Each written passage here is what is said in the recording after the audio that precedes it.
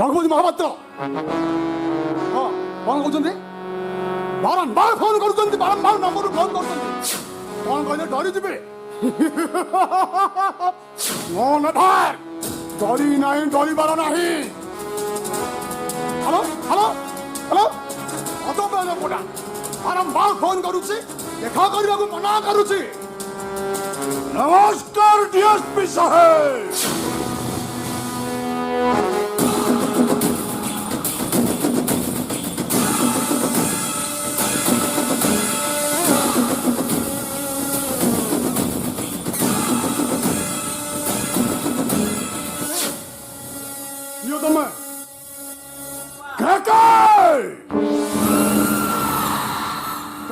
बिहारी बापा उड़िया माँ बिहारी अंधा दिन हमारी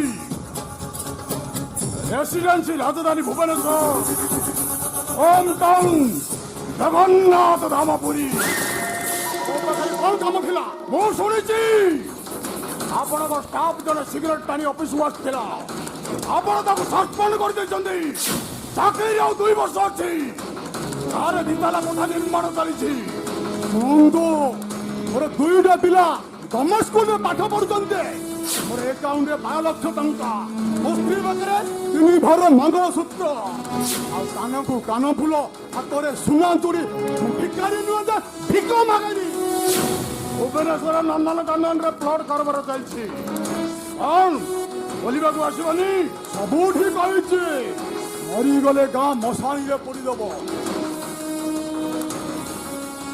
20 लाख देले दामी कार मिलुची टंका दरकार नहीं हजम करी हबनी बारंबार मेडिकल को दौड़ा पड़ोनी इस प्रांगण विश्वास है कर्म उपरे विश्वास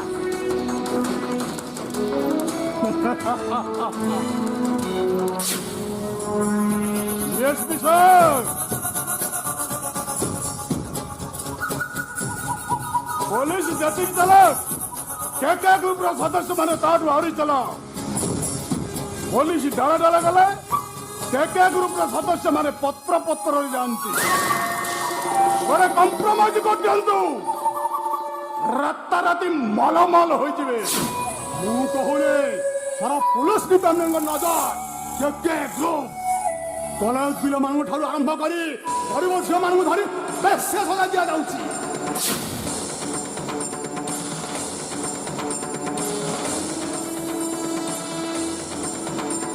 कौन कहते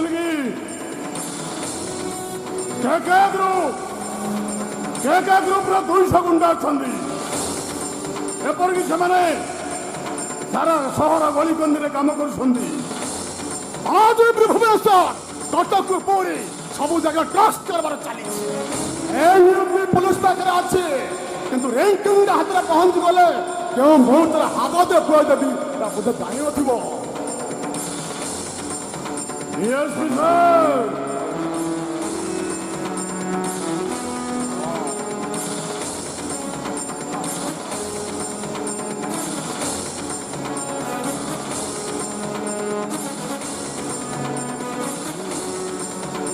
बोधे मत जान केहू मुहूर्त भी आपन को अरेस्ट करदेवी बाबू मुठे भिक्ष मिल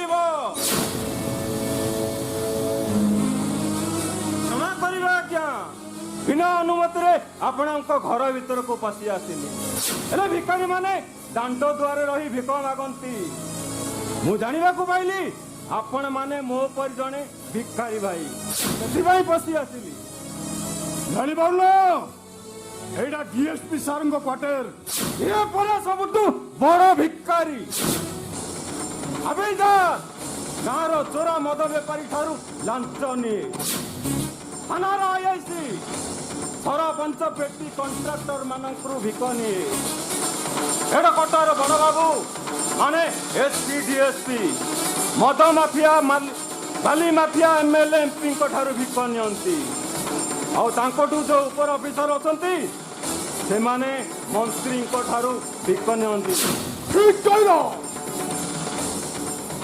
भूल जगह मैं मत चिन्ह न ମୋ ଲାଇଫରେ 80ରୁ ଅଧିକ କ୍ରିମିନାଲ ମାନଙ୍କୁ ଆଜାଦରେ ପୁରାଇ ଦେଇ ସେମାନେ ମତେ ଲାଞ୍ଚ ଦେବାକୁ ଆସିଥାନ୍ତି। ତମେ କଣ ଏହାର ବ୍ୟତିକ୍ରମ? ବ୍ୟତିକ୍ରମର ଅନ୍ୟ ନାମ ଡିଏସପି ରଘୁ ମହାପାତ୍ର। ମହାତ୍ମା ଗାନ୍ଧୀଙ୍କର ଆମ ରାଜ୍ୟର ସ୍ୱପ୍ନ ଦେଖିବା ଅସମ୍ଭବ। କଂସର ବିନାଶ, ରାବଣ ଶିରଚ୍ଛେଦ, କଳା ପାହାଡ଼ର ବିଲୁପ୍ତି ସୁନିଶ୍ଚିତ, ଚଳିତ ଶତାବ୍ଦୀର କ୍ରିମିନାଲ ମାନଙ୍କର ମୃତ୍ୟୁ ବି ସୁନିଶ୍ଚିତ। ପ୍ରଥମେ ହ୍ୟାଣ୍ଡକପ୍, ତାପରେ ଏନକାଉଣ୍ଟର, ତାପରେ ସୁଟ୍, ଗୋଡରୁ ମୁଣ୍ଡ ପର୍ଯ୍ୟନ୍ତ ଜ୍ୟାକେଟ ସୁଟ୍ ପିନ୍ଧିଲେ ମଧ୍ୟ ଡିଏସପିର ବନ୍ଧୁକର ଗୁଳି ଯାକ ଟନ୍ ଟନ୍ ଛାତି ଭିତରକୁ ଚାଲିଯିବ। ଅର୍ ଅଣ୍ଡରଷ୍ଟାଣ୍ଡ ଡିଏସପି କେକା କହିଲେ ଖାକିର ଷ୍ଟାଫକୁ କାଢି ଆଣିବ।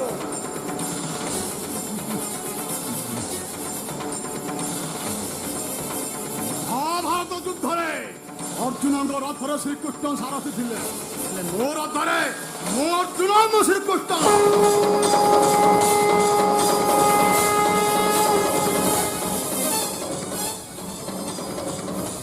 ମନେ ରଖ, ତୋ ପାଖରେ 200 ଗୁଣ୍ଡ ଥାଇପାରନ୍ତି। ମହାଭାରତ ଯୁଦ୍ଧର ଅନ୍ତିମ ସମୟରେ ତୋ ସାମ୍ନାରେ ଥିବି ମୁଁ, ମୋ ସାମ୍ନାରେ ଥିବି ତୁ।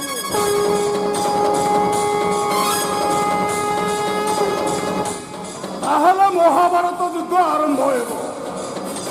ହେଲେ ତୁ ଜାଣିପାରୁନୁ, ଏ ମହାଭାରତ ଯୁଦ୍ଧରେ ଦୁର୍ଯ୍ୟୋଧନ ମୁଁ ଆଉ ଶକୁନି ମୁଁ। ତାହେଲେ ସେଠି ଜଣା ପଡିବ କିଏ ଜିତିବ ଆଉ କିଏ ହାରିବ। ଆବେ ମୁଁ କେକେ ବିହାରୀ, ବାପ ଓଡ଼ିଆ, ମା ବିହାରୀ, ଅଙ୍ଗା 2 ନମ୍ବରୀ, କମିଟମେଣ୍ଟ ପକ୍କା। ହେଲେ ମୋର ଦିମାଗଟା ଯୋଡ଼େ କାମ କରେନି। ସହରେ ମୋର ଅନ୍ଧା କଟୁରୀ।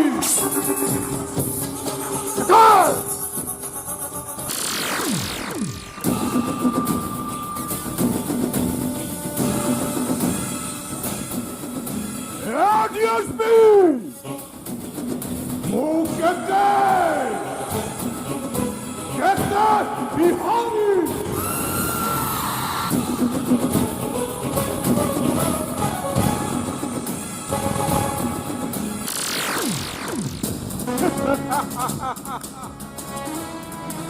କଣ ଭାବୁଛନ୍ତି ଡିଏସପି ସାହେବ?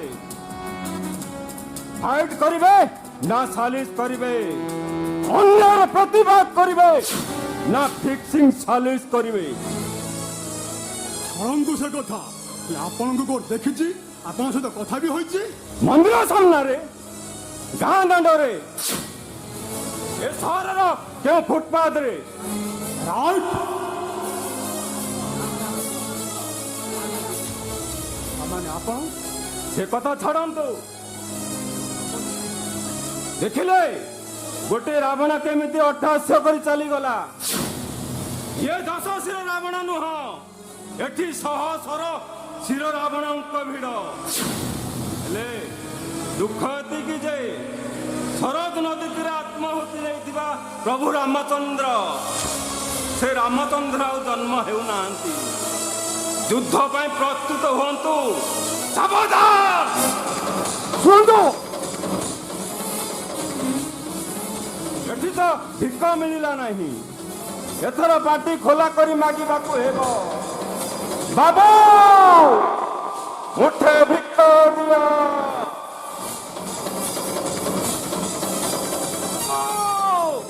ମୁଠେ ଭିକ ଦିଅ।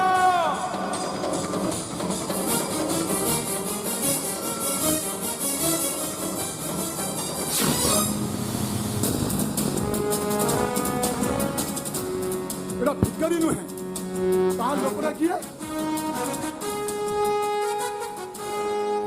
Daddy,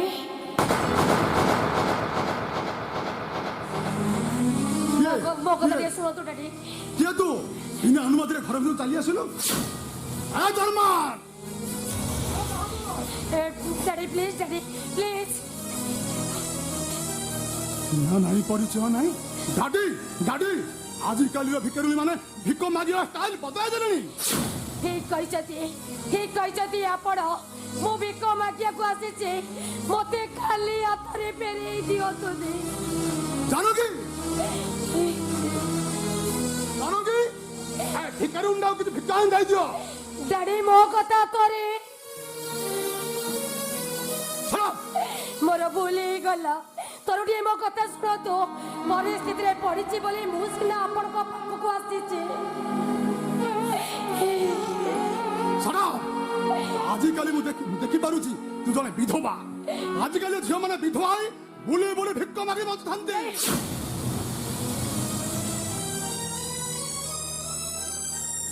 ହଏ ମା, ସବୁ ସେଇ ନିଷ୍ଠୁର ନିୟତିର ଫଳ। ଏଇ ନେ ମା। ଜାନକୀ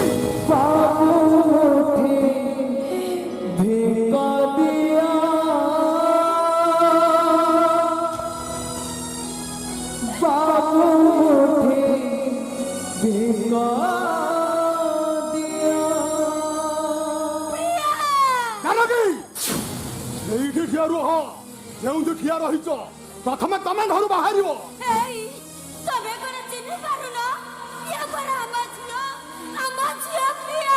ଆମ ଝିଅ ପ୍ରିୟା ତମ ମୁଣ୍ଡ ବୋଧେ ଖରାପ ହୋଇଗଲାଣି। ଆମ ଝିଅ ପ୍ରିୟା 4 ବର୍ଷ ତଳେ ମରି ଯାଇଛି। ଆମେ ଶୁଦ୍ଧି ହୋଇସାରିଛେ। ଏହା କଥା ତମର ମନେ ନାହିଁ? ଡାଡି ମୋର ଭୁଲ ହେଇଗଲା, ମତେ କ୍ଷମା କରିଦିଅନ୍ତୁ ବାବୁ।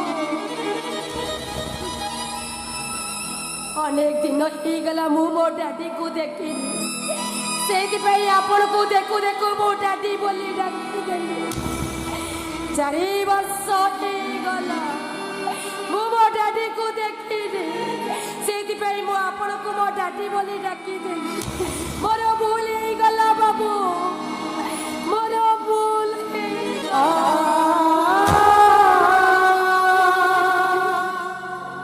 କଣ ତ ଏ ଝିଅ, ତୋ ମା ବୋଧେ ଦେଖିବାକୁ ମୋର ପରି। ଏ ମାମା, କାହିଁକି ମତେ ମାମା ବୋଲି ଡାକୁଛୁ? ଭଗବାନ ବୋଲି ଡାକ। ତା ନହେଲେ ଏଠି ତତେ କେହି ବି ଭିକ ଦେବେନି, କେହି ଭିକ ଦେବେନି। ଡାକିବି ବାବୁକୁ ବାବୁ, ଆଉ ଆପଣଙ୍କୁ ବାବୁ ଆଣି।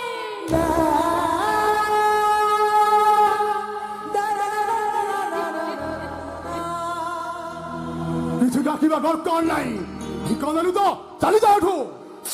ଶୁଣିଥିଲେ ଆପଣ ଅନେକ ଲୋକଙ୍କୁ ସାହାଯ୍ୟ କରୁଛନ୍ତି, କାହାର ବିପଦ ବେଳେ ଠିଆ ହଉଛନ୍ତି, କାହାର ବାହାଘର କରାଉଛନ୍ତି, ତ କାହାର ଶୁଦ୍ଧିଘର କରୁଛନ୍ତି, କାହାକୁ ମେଡିକାଲ ନଉଛନ୍ତି, ତ କାହାର ଅପରେସନ କରୁଛନ୍ତି। ଏମିତିକି ଆପଣଙ୍କ ନାଁ ମୁଁ ପେପରରେ ଶୁଣିଛି। ହେଲେ ବାବୁ, ମୋର 3 ବର୍ଷର ଝିଅ ମେଡିକାଲ ବେଡ ଉପରେ ମରଣ ସହ ସଂଗ୍ରାମ କରୁଛି। ଡାକ୍ତର କହୁଛନ୍ତି 5 ଲକ୍ଷ ଟଙ୍କା ନହେଲେ ମୋ ଝିଅର ମରିବ। ନାଇଁ। ମରିଯାଉ, ତୋ ଝିଅ ମରିବା ଉଚିତ। ଏଇ, ତମେ ଏମିତି କଣ କହିଯାଉଛ? ତାମାନେ ତମେ ହଁ, ଝିଅ ଯେମିତି କର୍ମ କରେ ସେ ସେମିତି ଫଳ ପାଏ। ତା ଝିଅ ମରିବ, ତା ଝିଅ ମରିବା ଉଚିତ। ଏଇ, ତମେ ମଣିଷ ନା ଗୋଟିଏ ପଥର? ଯାର ଛାତି ହିମାଳୟ ଠାରୁ ଟାଣ, ଯାର ଆଖି ଆଗ୍ନେୟଗିରି, ଯାର ଲୁହ ଠାରୁ ଭାରି। ବରଫ ପଡ଼ିବ, ହିମାଳୟ ଫାଟିବ, ଆଖିର ଲୁହ ଝରିବ। ହେଲେ ଦୋଷ ତ ପ୍ରିୟା କରିଛି ନା? ସେ ଛୁଆଟାର କଣ ଦୋଷ? ଏ ସବୁ ଦୋଷ ତମର। ତାକୁ ଏ ଘରୁ ଧକ୍କା ଦେଇ ବାହାର କରୁନ କାହିଁକି? ନାଇଁ, ସେମିତି କୁହନ୍ତୁନି ବାବୁ, ସେମିତି କୁହନ୍ତୁନି। ଏତେ ବଡ଼ ଦୁନିଆରେ ମୋର କେହି ନାହାନ୍ତି, ମୁଁ ଏକୁଟିଆ। ମୋ ଝିଅ ପାଇଁ, ମୋ ପାଇଁ ମତେ ନହେଲେ ନାଇଁ, ମୋ ଝିଅ ପାଇଁ ଟିକେ ସାହା ହୁଅ। ଦେଖିବ ବାବୁ, ମୋ ଝିଅ ଯୋଉଦିନ ଭଲ ହେଇ ଘରକୁ ଆସିବ, ସେଇଦିନ କହିବି ବାବୁକୁ ତୁ ଅଚା ଡାକିବୁ, ଆଉ ବାବୁ ଆଣିକୁ ଆଇ ଡାକିବୁ। ମୋ କଥା ନହେଲା ନାଇଁ, মতে খালি টিকে উত্তর দিয়তু সারা জীবন মু আপনক ঘরে চাকরানি হেই রহিবি আপনকৰ ইটা বাসন মাজিবি মতে মনা করতু নি বাবু মতে টিকে দয়া করতু চালি যা এঠু কোন করিবে বাবু মতে গুলি করি দেবে সেইয়া করতু বাবু মতে গুলি করি দিয়তু ডিএসপি সাহেব মতে গুলি করি দিয়তু জানঙ্গি ହେଲେ ମୁଁ ତ ଏକୁଟିଆ ମୋର ତ କେହି ନାହାନ୍ତି ଆପଣଙ୍କ ନାଁରେ ଏଫଆଇଆର ଦବା ପାଇଁ ହେଲେ ହେଲେ ମୋ ବାବା ଅଛନ୍ତି ମୋ ପାଇଁ ପ୍ରେତ ଆତ୍ମା ମୋ ମାମା ଅଛନ୍ତି ହେଲେ ସେ ମୋ ମୁହଁକୁ ଚାହୁଁନାହାନ୍ତି କାହିଁକି ନା ମୁଁ ପୁରା ଗୋଟେ କୁଲିକୁ ବାହା ହେଇଛି ସେଇଥିପାଇଁ ସେମାନେ ମୋ ମୁହଁକୁ ଚାହୁଁନାହାନ୍ତି ଏ ବାବୁ ଆଣି ତମେ ପଛେ ମତେ ମାରୁ ମାରୁ ମାରି ଦିଅ ହେଲେ ମୋ ଝିଅକୁ ବଞ୍ଚେଇ ଦିଅ ବଞ୍ଚେଇ ଦିଅ ମୋ ଝିଅ ତମେ କଣ ସତରେ ପଥର ହେଇଯାଇଛ ଛୁଆଟା ମୋର ଏତେ କାନ୍ଦୁଛି ଏତେ ବିକଳ ହଉଛି ତମେ ପରା ବାପା ହଁ ମୁଁ ବାପା ମୋର ବାପା ବଳିଆ ଦେଖିଥିଲ ଏବେ କଂସାଇ ବଳିଆ ଦେ